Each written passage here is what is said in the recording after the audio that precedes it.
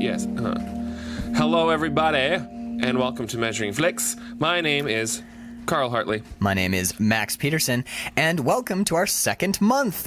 This is the first episode of where we've started a new theme. The month of April is going to be all westerns. Yes. All the time. Oh my God. Oh, I know. New westerns, old westerns, black and white westerns, no musical westerns except Butch Cassidy and Sundance Kid sometimes gets a little musically. It did. There are touches of musically, and by the way, that is what we are covering today. Our first episode is going to be 1969's Butch Cassidy and the Sundance Kid, directed by George Roy Hill, who apparently, by some accounts, was a bit of a bastard. That's what I heard today. Starring Paul Newman and Robert Redford in what I was talking last night. I watched this with all my roommates. Oh, perfect. And that, I think that this is, they both had worked before. They were both, Paul Newman was a superstar. Yeah. But I think that... worked together before. No, this was their first appearance together. And I think that this is the movie that sort of...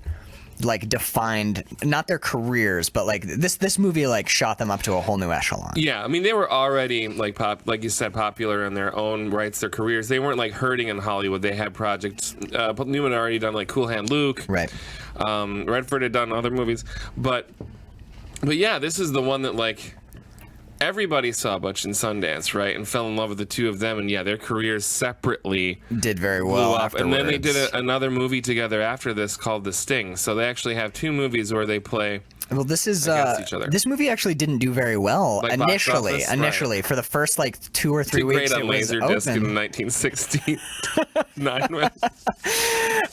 But yeah, when it was originally released, there was like a really lukewarm like outpouring. It was doing very poorly at the box office, and the director, who was a bit of a negative Nancy and a bit of a, as we've said, a bastard. Right. He was just grumpy. That's all it was. But he was like, he regretted for a couple weeks. He's like, why did I just do that? Why did I waste all that time? Right. It was a fairly hard movie to make. It was a really long shoot. Well, they did it like it's almost all on location. I mean, they a bunch of it this is in flick for like months. A bunch of it is shot in South Mexico. America and Mexico, yeah. Ironically, the only place that they couldn't shoot, there's a big scene that takes place in New York. Did you read this? No, but I saw a mini documentary though. They were supposed to shoot there was this big scene in New York, and on the lot where they were shooting, on the Paramount lot right next door, they were shooting Hello Dolly, which is set in New York. Oh, right, yes. So they were going to use the New York sets of Hello Dolly, and they didn't bother to get permissions because they're like, we're going to be shooting right next door. Right. So when they started shooting, they're like, hey, by the way, can we use your sets? No. And the other director was like, no, you can't. And the studio's like, yeah, we're going to go with them on this. You can't use them. So that huge montage where it's just photographs of the actors in New York City, that was their workaround. He just had them pose in various poses and then spliced them in. Pasted their pictures into actual photographs of New York. He spliced them into actual photos of New York, and that's why that looks kind of horrible. I actually kind of liked it, but we're not talking about we need to talk about the actual movie. What is this movie, Butch Cassidy and the Sundance Kid? Oh my God. Good. Very good. So this is like, it's one of my favorite movies. It floats my top 3, like this, The Last Starfighter, and Godfather 2. I know that's like a Western, a weird sci-fi movie, right. And Godfather Part 2. But this is like, it's the first, they had buddy movies before. Yeah. You know, but this one, I think, like, defined what that whole buddy... I want to say buddy cop, but they're not buddy cops. But I always think of, like, Riggs and Murtaugh in Lethal Weapon. It's listed as a crime film as well. Right. It's like Western crime. Well, they are the Banditos... Banditos Yankee, right? Yeah. But it's the first one that's like you really just follow these two dudes on this adventure, and it's their camaraderie and the humor between the two of them. They're two completely different characters. One's like Butch Cassidy he'll kill somebody, he doesn't care, and he's a little quick to draw his gun. Sundance, I'm sorry. Yeah. Where Butch Cassidy is more of the had never killed anybody until they got to Bolivia. Yeah, so had never even shot anyone. So this is the first movie that I think really it sort of set the standard for. All right, you want to have buddies in a movie? It's Butch and Sundance. You go watch that movie, and then we can talk about your buddy cop movie, buddies heist movie, buddy whatever. Yeah, movie. Once you watched Butch Cassidy and the Sundance Kid, you realize that most buddy movies, most movies with like Sherlock Holmes. Right. Guy Ritchie's new Sherlock Holmes is Butch Cassidy and the Sundance Kid. Like anytime you've got two men, one of them's dangerous, one of them's clever. Right. You are just redoing Butch and Sundance. You're not alone, by the way, in this being one of your favorite films. I like to get numbers and stats. No, I like it. The American Film Institute, the AFI, in 2007, they ranked this the 73rd greatest movie of all time. That's just of all the movies of all the movies. This is number 73. Top 100. They rated it in 2008. They rated it the 7th greatest Western of all time out of 10. Wow. And then the Writers Guild of America, which is like that's for American screenwriters and television writers, they rated this 11. Of number 11 on their list of the greatest screenplays ever written. That's a list of 101. Okay, that's pretty. So this movie's pretty universally lauded. Yeah, this is very accolade-y. It's very accolade-y. I didn't write down the stats, but I read this last night, and it has won more BAFTAs than any other film in history, and it won 9 and was nominated for 10. And the only reason it couldn't win 10, it was because the 10th was a dual nomination. Oh God! For Best Actor for Paul Newman and Robert Redford, so it had to both win and lose its 10th nomination. How crazy is that? Everything it was nominated for, it won. And watching this movie, you can see why. Mm-hmm. This 1969. Had you seen this movie before? Yeah. Okay, I saw it when I was a kid. There was parts of it that I didn't remember, but I was surprised by how much I did remember. The sepia. Starting with the sepia, I forgot that it switches to color, and I was so thrilled for a second. I was like, "What a daring choice!" Just to shoot it all in shoot sepia the tone. whole movie in like this weird. To shoot it like in the color palette of a photograph from the Old West. I was like, I don't remember this at all, but my God! And then it faded to color. I always forget that that's how it opens with, and it actually opens with. Like a movie within a movie, like old footage of like the train robbery, and the first title card you see because it's shot like a silent movie is the hole in the wall gang, notorious throughout the West. They're all dead now. Right. So like, spoilers. Thanks, movie. We can get that. I mean, it was the Wild West. All of them were killed. All of them were killed. That opening sequence is part of a longer sequence, which was originally supposed to be the ending as well. Hill was going to bookend the film, and what was going to happen is we watched that movie, and you see the credits come up on the right, and we're watching the movie on the left, and we were going to see like Butch and Sundance being like bloodthirsty killers, like gunning down women and children, and then they die in a big posse, and the lights come up, and Butch and Sundance and Etta. Annie, the girl in it. What's that actress's name? Catherine something. I didn't write it down. I'm so stupid. Oh, Catherine Ross. That's her name. So it was going to be Paul Newman and Catherine Ross and Robert Redford sitting and watching the movie. And then Butch and Sundance start complaining loudly that that's not how it happened. Oh, wow. And that would have been brilliant. Hill said it was too heavy-handed. Oh, it is a little. But and then Ella was going to leave as the scene where they get shot comes up, because she says earlier in the movie, I don't want to watch you die. Now, do you want to just jump around, because I want to talk about that? Okay, we can. I mean, we're assuming everyone has listened to some of our podcasts. As we do always. jump around, but we're just talking about the movie. It doesn't have to go in order. No, definitely not. This is a freaking conversation about the movie, and it's going to go in any order. Go. What you want to go? I forgot the screenwriter's name, but he's a famous screenwriter too. He's written a bunch of other really good shit. But he said the reason that he wanted to write Butch Cassidy and the Sundance Kid was because of something F. Scott Fitzgerald once said. F. Scott Fitzgerald once said that American lives have no second act. American lives are all first act, and there is no second act to them. So when he found out, this is based on a true story, obviously. When he found out that these guys were like Wild West outlaws, got chased down by a super posse, and then left and went to South America and became more famous and notorious there than they had ever been in the States, he's like, oh my God, look at this. They had a second act. They had Act 2, Bolivia. Right.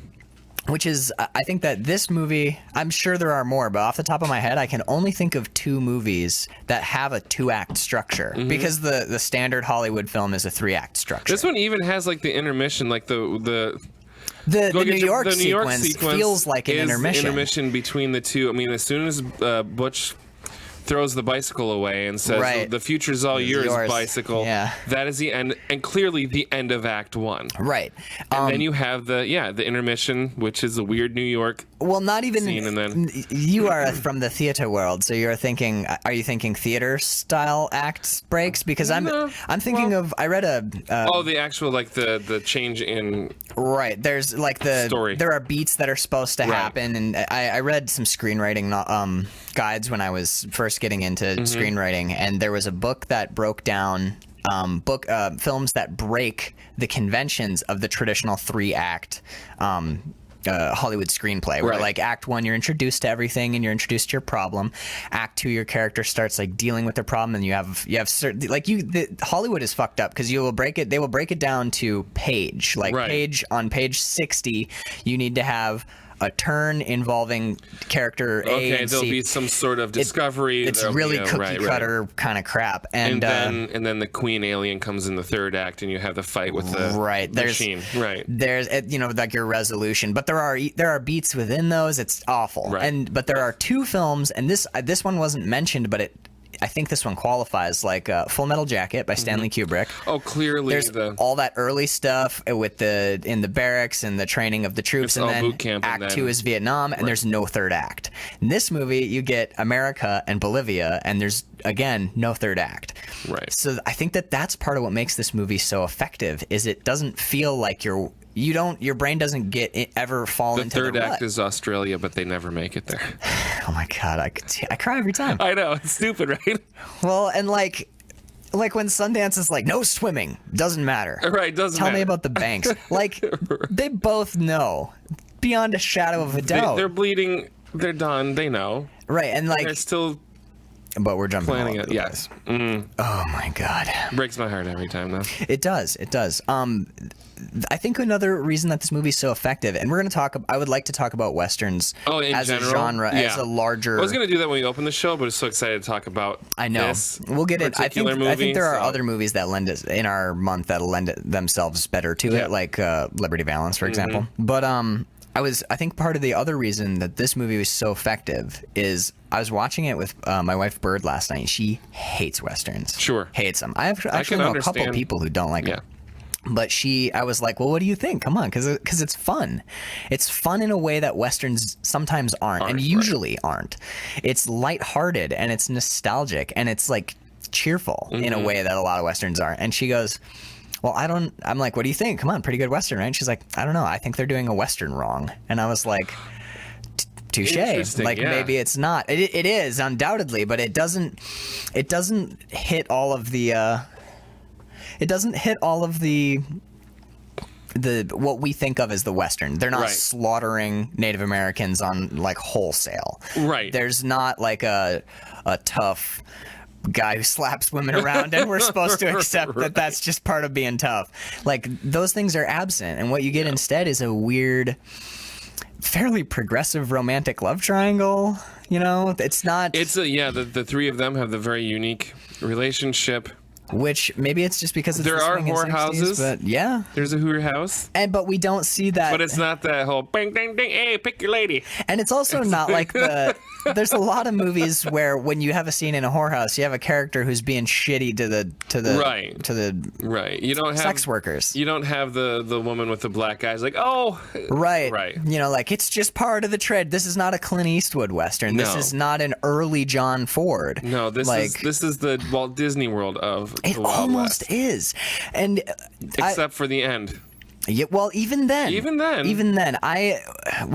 talk about the end at the end. I'm going to avoid it because it is like one of the most iconic scenes ever. Yes. So you want to jump right to it, but we should make our way through. Right, let's be good to ourselves and to each other. And to each other. God bless. Aww. No. Oh shit! What was I saying? I was saying something. But the West, this isn't like your typical Western. Yeah, the thing that I like about the scenes where like Butch and Sundance are in like the whorehouse in town. Yeah, they go upstairs and like Butch is there with the girl, but we never get the sense that like there's never like a weird in a lot of other westerns there's like a bit where he's like, all right, get your drawers down, and like throws a coin at her face, and then there's like a real Sundance is like kind of hanging out in the room, and like, then when they all know each other. things start getting hot and heavy, there's like a, well, don't ask me to stay, and then so he leaves like, all right, you guys do your business. And even the sex worker who's with Paul Newman is like, other girls might like you for these reasons, but I like you because of this, and they're having a conversation, and it's not all like, oh, you're so dreamy. Right. There's a real conversation happening between two people, which, I don't know. It's. And speaking of the whole turning a how men handle women in these types of movies, generally speaking, is when Sundance meets up with his lady friend for the Catherine first Ross. time. I don't know her character's name, but Catherine Ross is But the that actress. one takes you by surprise, It does. too, because he's sitting in her room. You don't know that they know each other. It plays like a rape scene. It does. He draws his gun on her, and he's like, keep taking your clothes off. And it gets kind of like uncomfortable. He takes his gun belt off in a real kind of, I'm going to fuck you now way. Right, yeah. And then she's like, I wish for once you just show up on time. You know? Right, and you realize you're like, oh, it's a game. They're just playing, like... Yeah. But I didn't really remember that scene going in this time. I vividly remembered it. I watched it when I was so young. I was like, oh, this is weird. But like, for some reason, maybe the last time I just didn't really remember how that scene played out. I knew who she was clearly, but I didn't remember like the little beats. You're like, how do we get out of this weird hole that he's digging? Like, this is really uncomfortable and awkward. And like, maybe that speaks to like what movies have done to my brain now. Like, you're expecting that, like, I'm gonna take my belt off and beat you with it or something. Right, and I think part of it is the Western too. Yeah, exactly. If you watch a lot of Westerns. So Westerns and Kung Fu are two of my favorite. I love Westerns, so, and they blend together. That is one of the things that you often have to sort of, because a lot of them are made in the 50s and early 60s, and they're portraying a time much older and even rougher than the 50s, which is nobody's idea of a pic. So like, you have to get through sometimes the scene. I mean, watch any spaghetti western, and there's the scene where they beat the woman, and I mean, half of Clint Eastwood's later weirder movie is with or Sergio about Leone. the woman that's beat up, and then, or like the woman's been raped, and now he's gonna go and like circuitously avenge her. The last man standing kind of thing. Yeah. And a movie we'll get to later in this month, Unforgiven. One of the central plot points is a sex worker gets brutally beaten and raped. Yep. And that's a huge plot point in that movie. So that's with you're the almost Western... expecting that in this one, seeing that scene with Butch, right? And or not Butch. I keep calling Sundance Butch. Jesus. But that's what I like, is the movie sets a really jaunty tone early, and then it's like, oh no, it's not going to be that kind of Western. Veer left, and very quickly, and you're like. And you're like, there's a sense of relief. You get you fear like, oh, please no, please let's not do this. And then it's like, oh, they know it, and it's fun. And they let game that they tension off. Yep. And then it never really comes back. Like, there's tension in this movie. They're being chased through the entire thing. Yeah. And they set the stakes are real because some of the posse get gunned down. Right. Yeah, so right off the bat. So you know that, like, no, we will kill people. However, Sundance treats the death of two of their posse extremely casually. Those guys are good. Those guys are good. It's like two of their friends just got shot in the back. Right, News and somebody just and got, like, creamed. And his whole thing is like, wow, that was some slick shooting there, Butch. Did you see how good those guys are? God. Those guys are really good. Who are these guys? Well, that's sort of the feeling that they take along with them, is that it's not like that lighthearted, like, I want to know who are these guys? These guys are really good. These guys. Even when they're running now, if I'm gonna take the movie to task for one thing, it's the raindrops keep falling away. No. Although Paul Newman hated that scene. Did you know that song was written after the rough cut of this movie was done? Really? Yeah, they'd shot this movie, and then that song was written, and the director was like, "That's the one." Shit. Anyway, I am maybe the minority opinion, but I quite like that scene, and I think that I do. I like it. But if I'm going to take the movie to task for one thing, we're going to watch possibly two of the greatest Westerns of all time. We're going to watch The Searchers, and we're going to watch The Man Who Shot Liberty Valance this month. And those are some of the finest films I've ever seen. And what makes them so great is the line that they walk between that dark, callous Western where you've got like, we're gonna go shoot some engines, and he's got a Mexican wife, so let's make fun of him. Right.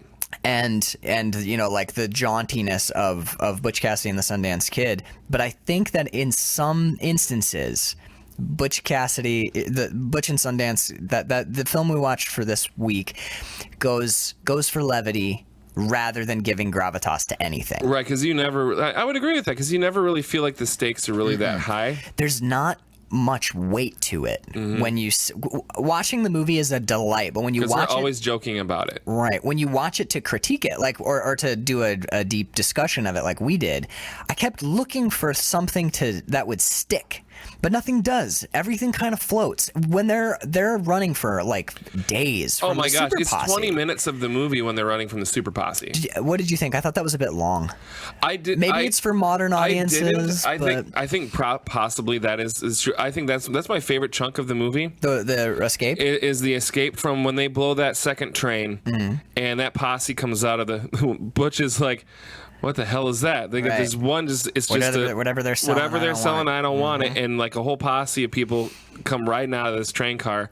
From that moment until they jump off the cliff, essentially. Right. That section of the movie is my favorite section of the movie. A lot of it is because I'd always go outside and play, and I'd play Butch and Sundance, and I'd be always running from the posse.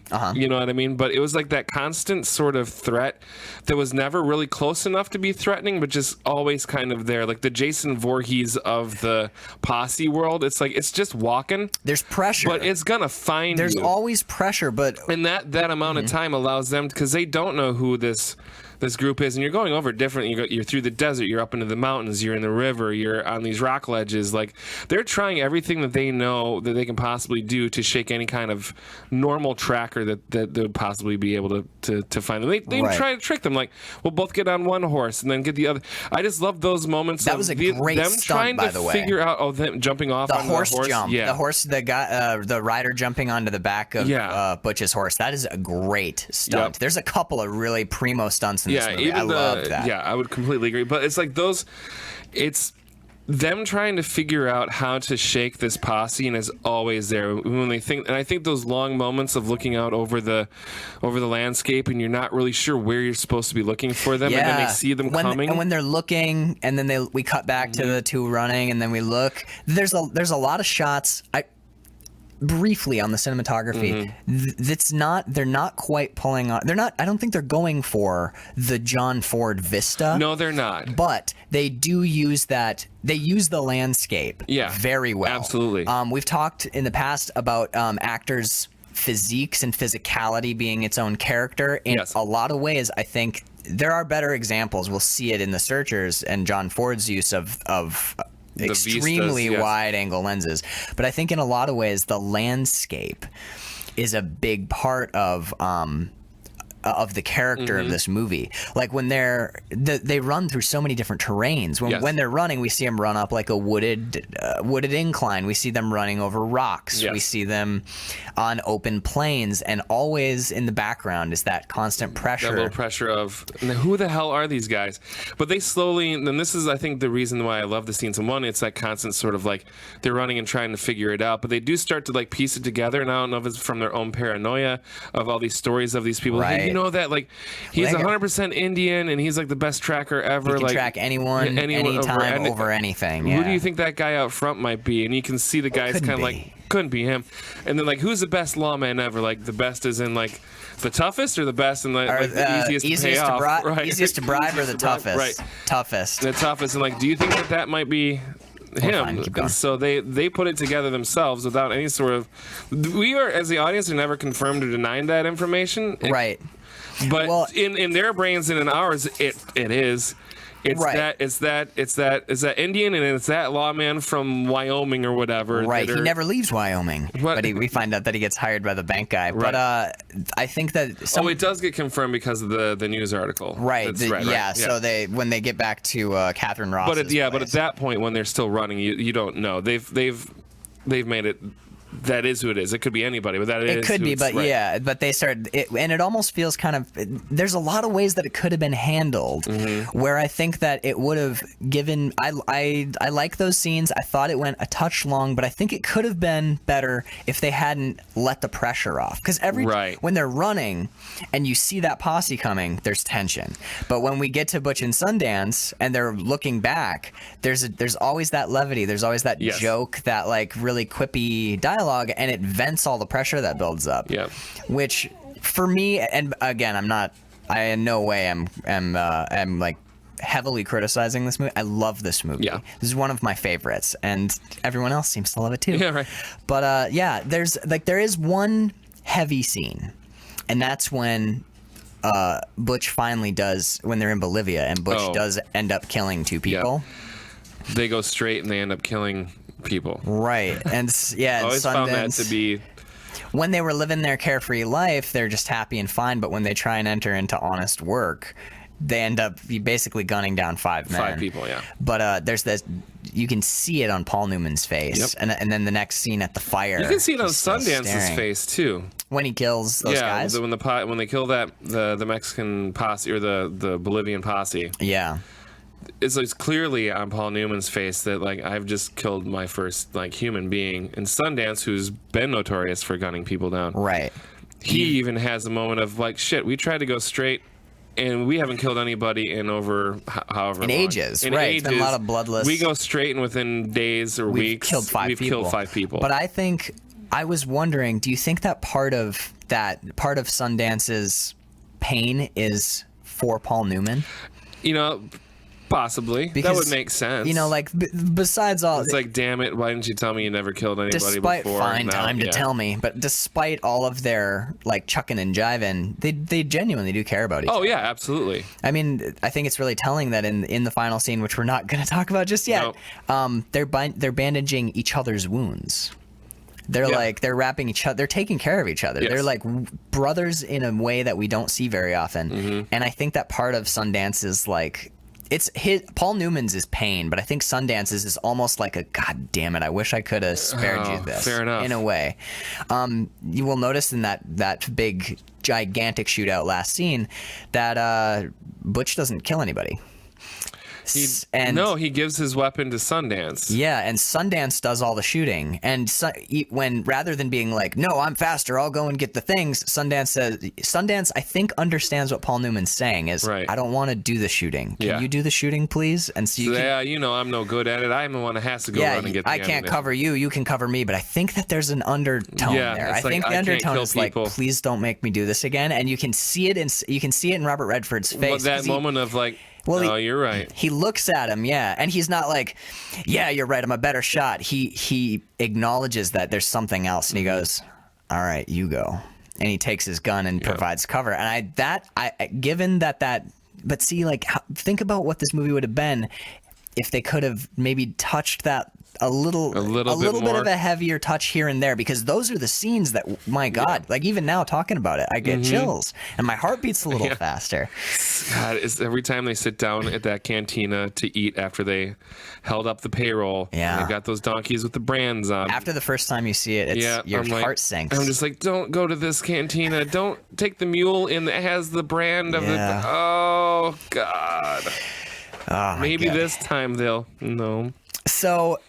But before we get to their, honestly, it's such an amazing ending. But before we get to the ending, let's go back to America. We've alluded to it, and I want to talk about the bicycle scene. Okay. Why do you dislike the bicycle scene? For one, I do not care for Burt Bacharach at all. It's not in my wheelhouse of, like, I don't have his best of. Gotcha. Okay. But I like Elvis Costello and all those, but like Burt Bacharach, like the Raindrops Keep Falling on my head is one of the worst songs ever. It's just bad. And then the way it's the bike scene, and it's like, I like it. You don't like the bike scene either. Not at all. What do you not like about the bike scene? All of it. Can I say all of it? But give me some specifics. I will defend it in a moment, but I want to hear what you've got for me. So I do like how it starts when it's Sundance and Lady Friend are relaxing, and Paul Newman. Butch is I'm coming for you. And that's kind of fun. Yeah. And like it just plays out for too long for one thing, and then you're already they're fun, they're friends. She's gonna ride on the bike with him. That could have been the moment. And I understand the director wanted to give the two of them time to improvise and to build that character and that relationship between the two of them, and to just let them play. Like they could have done that, but then the fucking Burt Bacharach song starts playing, and I just go, "Fuck! Shit!" Guys, I'm gonna go take a piss now or something. It's just horrible. It's like anytime Min May sings during Robotech. It's like horrible. It's like, is this really needed? Whoa, Robotech reference on the Western episode. Sorry, you know that my brain just works that way. But it's for me. It's just, it feels like wasted time, and it's just so cheesy and so. That's part of what I actually. Well, that's part of what I actually like about the scene. So the way that I come to this is sort of a discussion of the larger tone of Butch Cassidy and the Sundance Kid. I think that what? No, it's just the way it ends is not only bad enough, but then at the end of it, when he breaks through the fence and the bull is there, and then we stop the raindrops and we go to like, it's like, come on. The reason that I like that now, keep in mind that Paul Newman is on your side. The man in the scene, man in the scene supports your opinion of the scene. Thank you, Paul. May you rest in soul. Yeah. May you rest in soul. R.I.P. Yeah. May you rest in soul. Yeah. We'll cover Paul Newman's breakout hit Shaft later this year. But no, the larger tone, the success of Butch Cassidy and the Sundance Kid, to me, if I came to this movie thinking that it was going to be, or was supposed to be, like a straight Western in the traditional style, like a John Wayne, Clint Eastwood, Gary Cooper type Western, it would be an abysmal failure. Yes. But the reason that I think Butch Cassidy and the Sundance Kid works is that the pose it strikes, not the pose, the angle that it approaches the Western from, which is this weird celebration of folk heroes.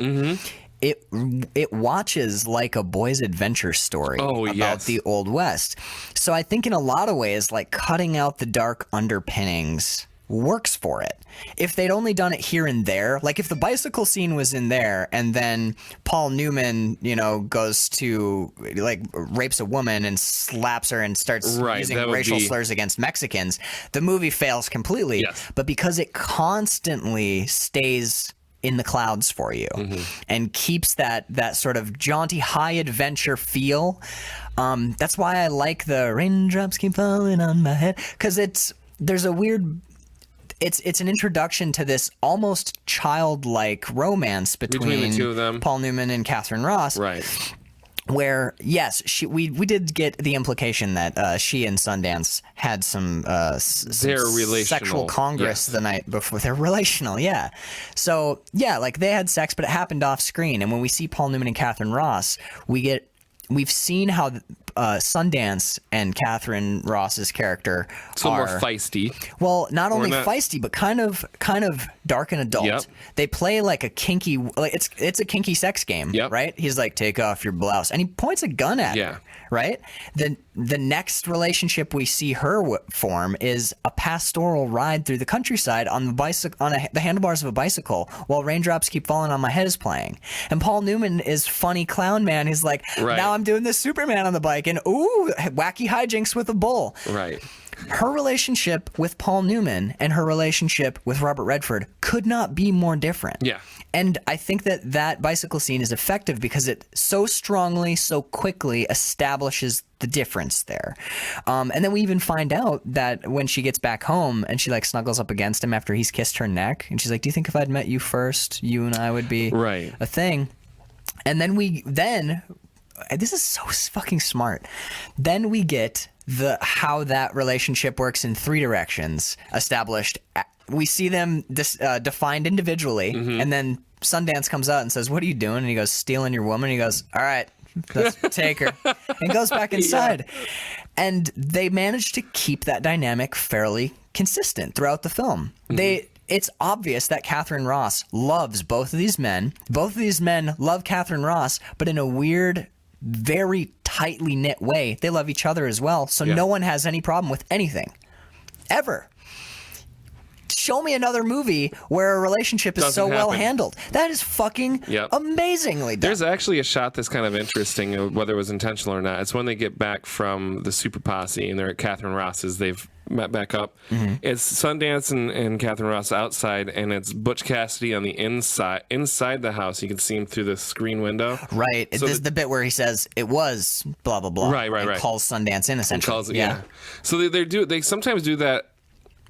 Using depth once I saw it, I couldn't unsee a couple of other times that was used, where two characters would be right front and center, and the third one is in the back. And then it was really kind of cool. He uses the space. The cinematography in this movie is amazing, and they really. Oftentimes it's the cinematographer working with the director who will set up basically the blocking of a scene. Right. And a lot of movies, you'll see the two main characters in the front, and then there's like maybe extras, but a lot of time the background is like weirdly dead. This movie uses depth so well. The cinematography at the beginning of the movie, when it's in sepia tones and everything is really clear, like hard cut dark shadows.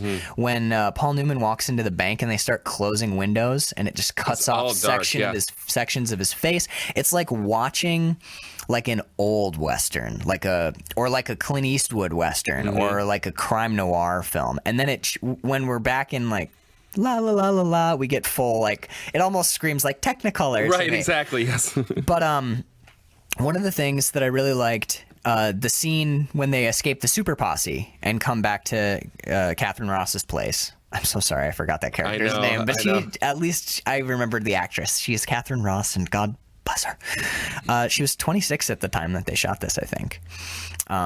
Anyway, when they get back to her place, she hugs both of them. Yes. Right? And like the first thing, she doesn't like, oh my God, Sundance.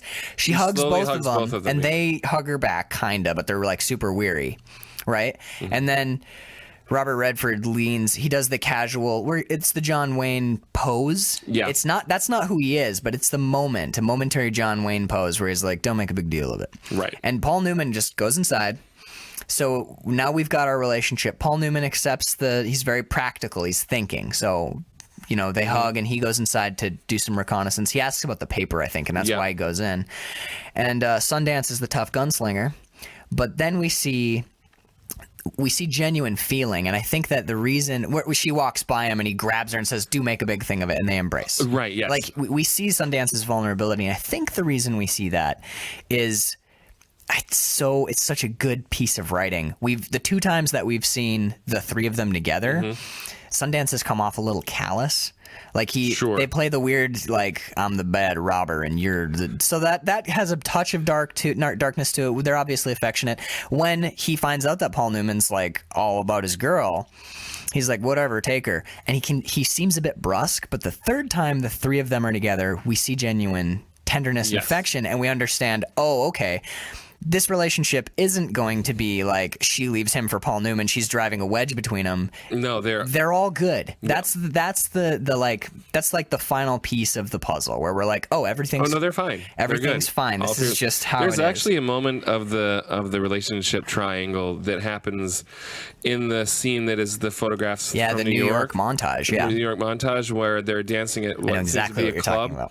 And it shows you a picture of the Sundance dancing with her, and you see Paul Newman sitting at a table, kind of looking at them. And for one of the pictures, he kind of has a face that's like forlorn, almost. It's almost like a touch of melancholy. And then the very next picture is this smile on his face, like just delighted with the two of them, with the three of them, with his part in that relationship. So it gives I know it's a series of like 5 pictures. 5 pictures of the same thing happening, and what they're doing really is showing like the tenderness of Sundance and Catherine Ross and Paul Newman's response to it. Yes. And Paul Newman's response is only melancholic for a second, and then one of the 4 frames, and then it's better because he's with his friends and it's fine. Yep. And that to go back to the tone of the movie, it works. It works so well because it is really truly not a like it's almost not. I was gonna say just now, it's not a Western, but it's almost right. Not the Western that you think of. It really is. It takes place in the Wild West, but it's not your typical Western. There are shootouts. People die. There's train robberies. There's horse riding. There's escapes. There's bank robbery. But is it? There's a Western, man running on top of a train. Yeah.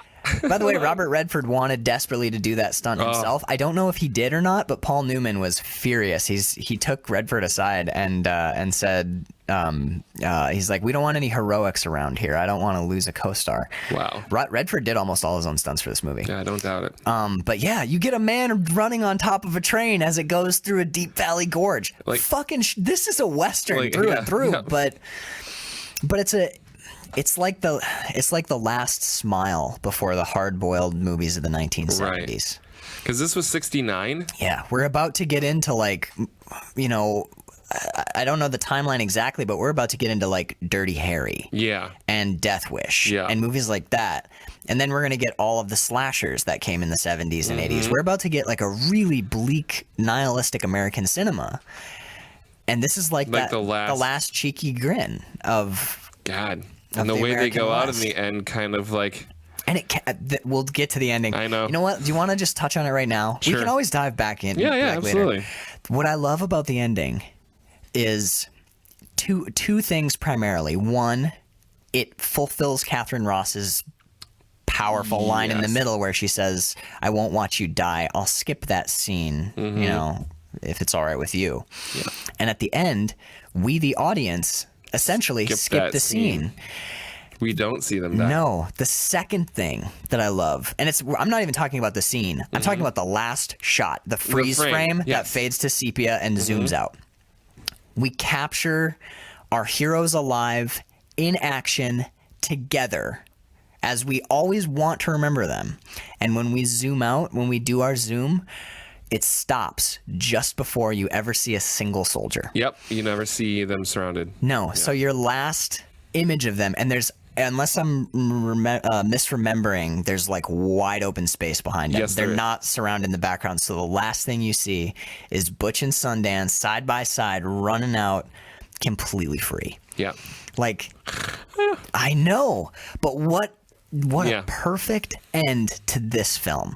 It's the snapshot, the final. It seems to mourn the loss of them. Yes, in a way, because we hear the gunshots. There's no doubt left in your mind at the end of this movie. Thousands of rounds being fired at them. They're absolutely dead, but we don't hear them like Butch. No, we just hear the gunshots. Yep. So our last anything of Butch and Sundance is Butch saying, "Wow, I thought we were in trouble there for a minute."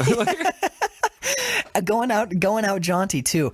I had an issue with it for 1 microsecond. I was like, should have made that moment a little heavier. But then when I saw that freeze frame, I'm like, no, absolutely not. That's not the move. Not at all. The way that you go out is you stay true to these characters, and you stay true to the larger than life, Technicolor, adventurous. There's two types of quote unquote American outlaw in cinema. There's the American outlaw who's slapping women around and slamming whiskey and shooting children and shooting babies. Yeah, just there's the American outlaw, the black hat, and I'd like to point out that both of them are technically. I mean, Sundance wears a black hat and an all black outfit for most of the movie, and the sheriff, the guy that they point out as the best sheriff, wears a white hat. So white skimmer. Yeah, he wears a white skimmer, but so they're not technically the good guys. They're outlaws. They are the bad guys. But they are that second type of American outlaw, the colorful characters. There's the folk heroes. There's the reality of John Dillinger, brutal man, murderer, super violent, alcoholic. And then there's the folk hero, John Dillinger. Robin Banks, but he wouldn't take... he wouldn't take the people's money; he just took the bank's money. There's a weird mythic quality that we can give Butch and Sundance because the movie doesn't ever dip us into the shit that we're about to see in American cinema. I love that. It preserves. Thank God for that.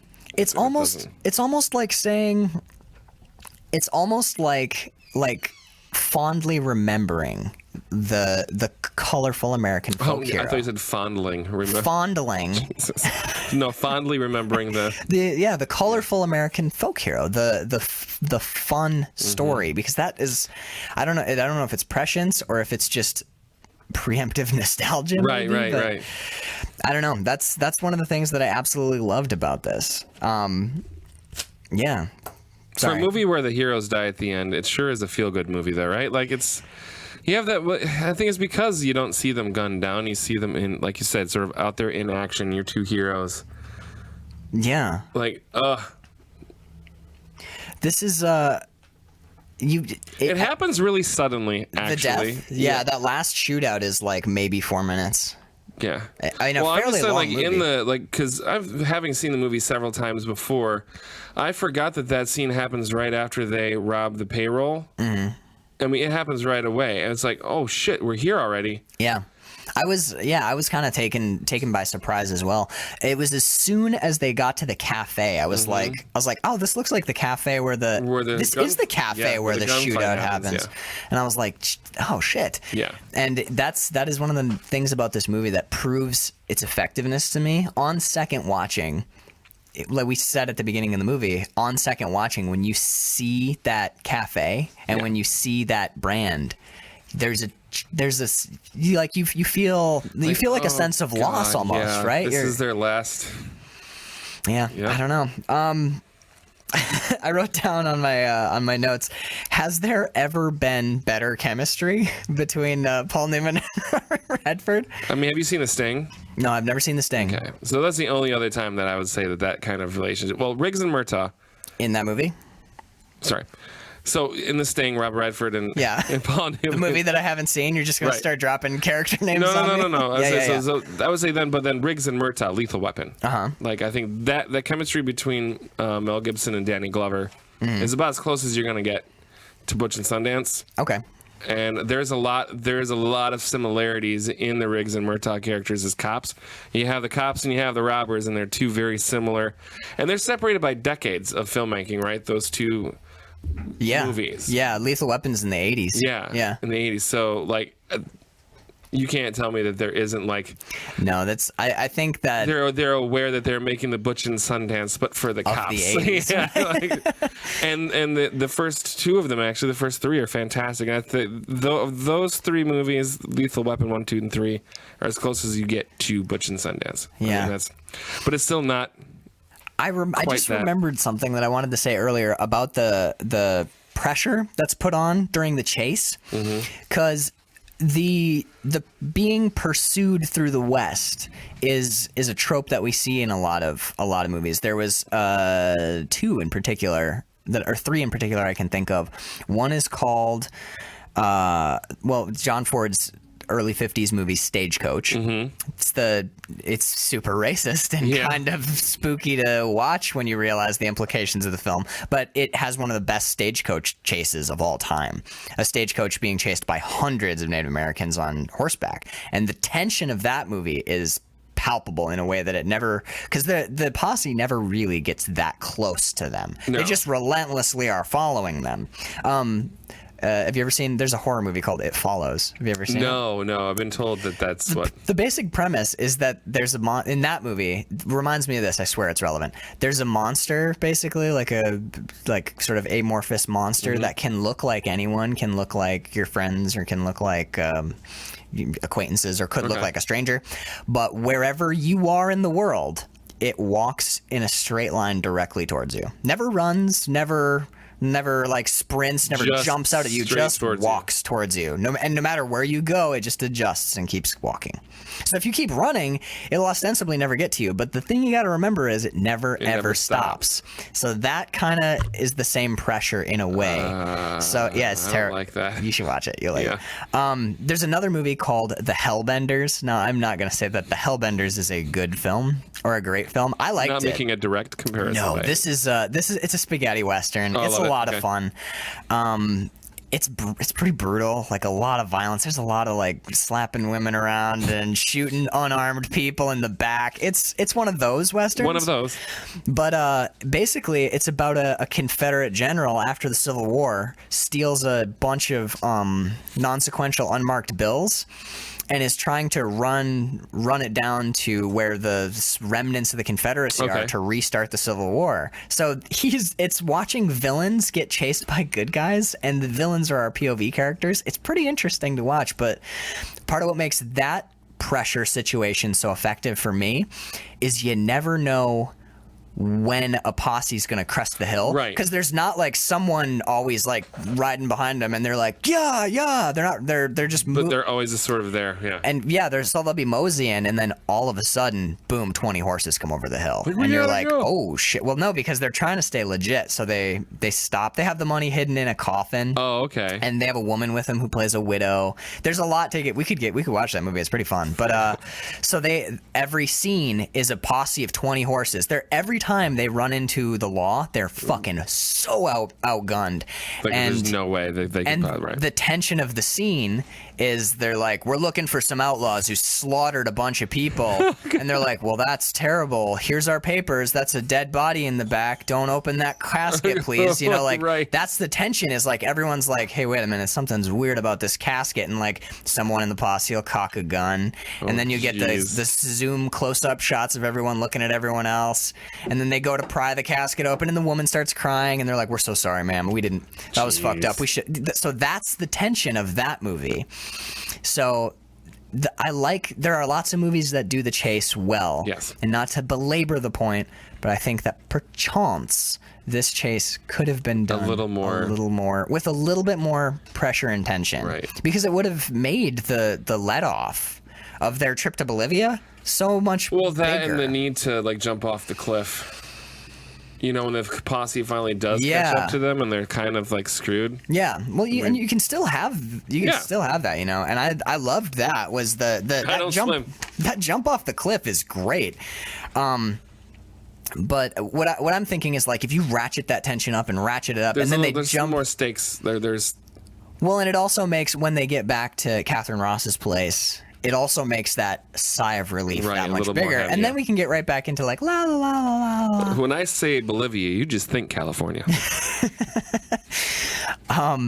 Did you see any Tarantino in this movie? Or did Tarantino see any of himself? Well, yeah, that's what I'm saying. But like, Tarantino is such his own entity now that you can't help but reverse engineer him. There's specifically, what do you think? The use of like modern music over. Oh, sure. Burt Bacharach did the music for most of it. It's not just that scene. I was talking about the like when they're in Bolivia and they rob that bank. Mm-hmm. And they're like, they come into that bank and there's a song playing, and the song overrides all the dialogue. There's no dialogue at all. It's just like da da da da da da. Oh, right. That one, right? Yes. Yeah, and then they go downstairs, and there's like kind of a comical bank robbery, which is written by Burt Bacharach. Okay, fine. He did the music for all of the music. Yeah, I'm pretty sure. Okay, well, good for him. Goody for him. What a feather in his cap that must have been. It's just that touch of like mini music videos inside a movie, like part of what, and I'm not saying that they were playing like, you know, what was 69. They're not playing like Hendrix songs in here, but it's not music of the time, right? Music out of its time, accenting larger than life happenings to me. There was, I don't know, I wrote down a couple times I was like Tarantino touch, and it just some of it I think they stole from Tarantino. Yeah, those fucking bastards. They went forward in time and realized how brilliant is this? They're watching his movies and they're like, he is so good. So good. Oh my god! Did you, Paul Newman? Check this out. Newman, look at this. Kill Bill Volume 2 is secretly a western. That is proof that time travel is real. Yeah. Question is, did they use morgue drawer or did they use a DeLorean? No, I'm thinking this was a morgue drawer type of situation. Their depth of, no, you know what? Maybe it's campy. It's campy. It's because it's Butch Cassidy and the Sundance Kid, it's clearly a DeLorean. Clearly. They got a horse up to... It's like Back to the Future 3. Yeah, exactly. They did the Back to the Future 3. They did it. Well, God bless. That makes sense because Doc Brown would be alive in the Wild West. I think I'm just going to say... I think that Tarantino would have been a fan of... I mean, he was a fan of all film. He's a fan of cinema. He loves cinema, right? Yeah. So, I mean, the schlocky grindhouse stuff is what he's known for, but he was a fan of John Ford and the westerns and everything. Right. So I could see him Well, that's how I heard maybe about... even subconsciously, you steal from things that you know, right? Whether you're aware of it or not. So there could very well be some I will give, because I'm assuming the people who are listening to this show are film lovers. Oh yeah. I will give a massive shout out. The way that I heard about, there's another one, but I can't remember. I think it's called I can't remember. If you meet Sartana, Pray for Death. That's the other movie that has a really good chase scene in it. Another spaghetti western. First time I've ever seen a machine gun in a western. It's pretty fun. It's one of those big Gatling guns. Ratchety, yeah. Oh, it's so good. And another movie where money is supposed to be in a coffin but isn't. I heard about both of those films. Shout out to this website. We're not in any way affiliated, but it's a great resource if you love movies. There's a website called the Grindhouse Database. And they have an article on there called Quentin Tarantino's Top 20 Spaghetti Westerns. Oh, excellent. So that's the list that I've been watching through. That's where I found out about Hellbenders and Red Sun and If You Meet Sartana, Pray for Death. And they're awesome. Those are the ones that he's like, these might be shitty. I started at the bottom and I'm working towards... Number one is The Good, the Bad, and the Ugly, Sergio Leone. Oh, so good. But I started at the bottom and I started watching the ones that didn't quite make the cut. And they're fucking fun, man. They're so fun. I really don't have anything else for Butch Cassidy. Neither do I. It's fun. It's a fun movie. Coming off of March Madness, it was really nice. It was a good palate cleanser. Oh my gosh. Such a good palate cleanser. Jesus. Yeah. I mean, I loved it. I'm glad we're doing Westerns. I'm glad we started with this one because by the end of the month... We're going to be just dying. The Searchers is going to be really morose. I think that's the last one this month. It's either The Searchers or Unforgiven is the last one. Oh, good Lord. But yeah, we started off... We needed a palate cleanser. We started out the right way. In the Mouth of Madness and Unforgiven. So... I wanted to do... I should have written all this down before we started, but we always end up with a little bit of business. Yep. So I wanted to... there was a few things I wanted to remember. We've been talking about the Patreon, but haven't mentioned how they find it. Ever. Oh, good point. Yeah, so we've had 4 awesome episodes. I'm in the podcast. I don't know how to find it. Tell me, Max. The right now, because the Patreon for this show is sort of a catch-all Patreon for the creative endeavors, musical, film, and otherwise. The Patreon, if you just go and look up, I think it's Max Peterson. I should probably know this myself. We're gonna put it out there. Well, I'll definitely know by the next episode next week. But if you just search Max Peterson, you should most definitely find me because my name is tagged all over it. So just look up Max Peterson. We're doing lots of cool stuff over there. Obviously the show will always be free. We'll always keep the show free to the public, and we'll keep the episodes coming. What we're doing over on Patreon is bonus episodes. We're going to be doing remakes of films that we do in the regular show. We're going to be doing sequels. Like, for example, in the regular show, we might cover Nightmare on Elm Street, but on Patreon, we'll cover Nightmare on Elm Street 2, 3, 4, 5, 6, 7. Exactly. We're going to be doing a special guest series. We're going to watch whole runs of horror movies and of action movies with people who love and appreciate them. Yes. And you can get all sorts of cool stuff over there. Some of our pledges, you can unlock the abysmal but delightful season 0 that we did, where we it's covered... not bad. I actually listened to the couple of them. Like, it's not too bad. I listened to the 3 that we didn't release, and they're fucking awesome. Oh, sweet. Frank never made it to iTunes, but that is a great episode, and it's going to be over on Patreon. And for the there other rewards that we might have are... We're talking about being able to select a movie by chance. Right, you can pick one of the movies that we're going to watch, and we'll work it into the main series. That'll be public and available for everyone. And hopefully maybe being able to be part of a podcast through Skype if you're from not around these parts. But we want this to feel like it's your podcast as much as ours, if you're going to be helping us out over on Patreon. So. Right. So that's pretty much all I've got. I'm glad we're doing Westerns. Yeah. Welcome to April, everybody. We got some good. Here we got some great Westerns coming up.